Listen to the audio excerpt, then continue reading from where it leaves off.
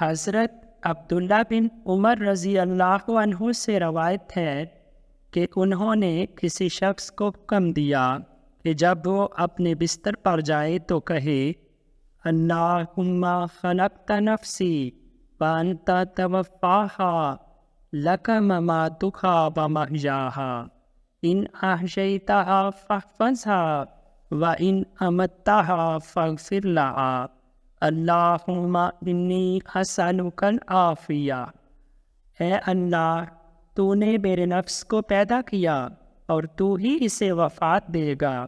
اس کی موت اور اس کی زندگی تیرے ہی لیے ہے۔ اگر تو اسے زندہ رکھے تو اس کی حفاظت فرما، اور اگر تو اسے مار دے تو اسے بخش دینا۔ اے اللہ، میں تجھ سے عافیت طلب کرتا ہوں۔ اس پر ایک شخص نے کہا، کیا آپ نے یہ بات حضرت عمر رضی اللہ عنہ سے سنی ہے؟ انہوں نے کہا، حضرت عمر رضی اللہ عنہ سے بھی بہتر، یعنی رسول اللہ صلی اللہ علیہ وسلم سے۔